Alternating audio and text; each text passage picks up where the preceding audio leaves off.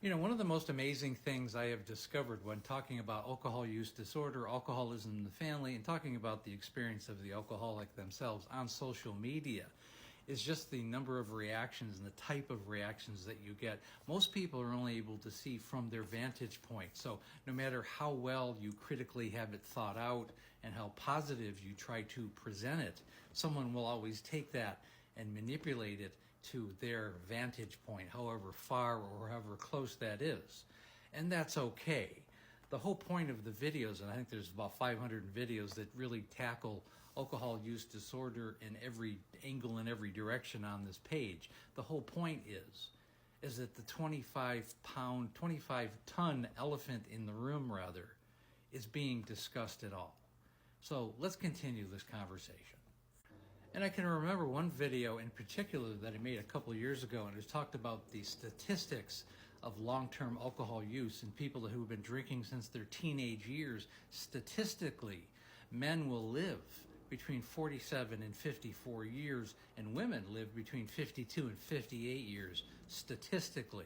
And I got a lot of people that understood that and took that to heart.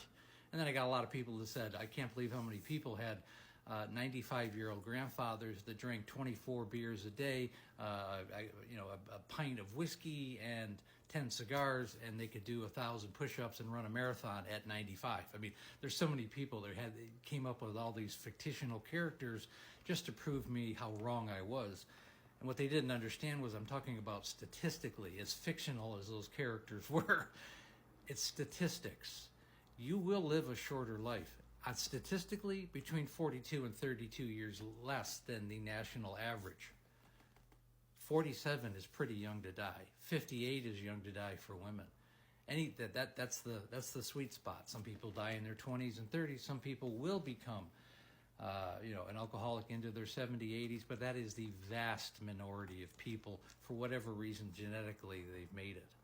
But these are particular talking points. What I think the best thing about that type of video is that this is being discussed at all. So everyone who comes across it will think about it and see how it affects them. And it pinpoints the people who are in that situation, who are thinking about, maybe I should cut back because it will shorten your life. And that's really, at the end of the day, that's all that matters. And then the other type of video that really distresses alcoholics, specifically ones that are either not in recovery or they've not been successful in recovery, when I really take the side of the family and realize that the family needs to take care of themselves and their own mental health, and when tough love needs to take place. And sometimes we talk about abandoning. You need to create boundaries and set that person aside and work on yourself. We're talking about long-term marriages or relationships that have gone awry because there's an alcoholic in the family. And there does come a point where the family does need to take care of themselves. You have to realize it's a family disease, and every member of the family does need to take care of themselves. There's always so much focus on the alcoholic. Now, that's fine, but we're not taking anything away from what the alcoholic goes through. I'm just specifically talking about the family, and I'll get so many comments that are just abysmal because, again, people will only see things from their vantage point. And again, that's okay, but this helps the family members realize they're not only not alone, that they're not crazy for making some of the decisions to save themselves, because there is a lot of guilt for family members, especially if they do get to the point where they have to save themselves and the person either becomes homeless or passes away.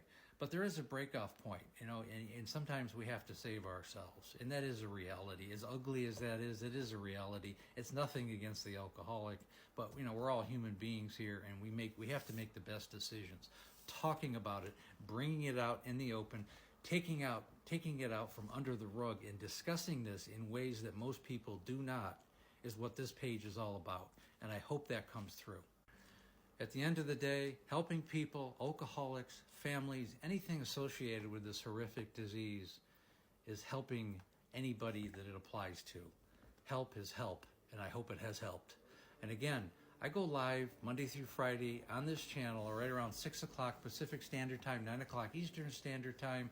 And we have the Facebook group. It's called There's an Alcoholic in the Family. Link is in the bio. And when you're ready to work with me one-on-one, I have a complete coaching program that helps families and alcoholics. Link is in the bio. Set up a breakthrough call. And again, thanks for listening.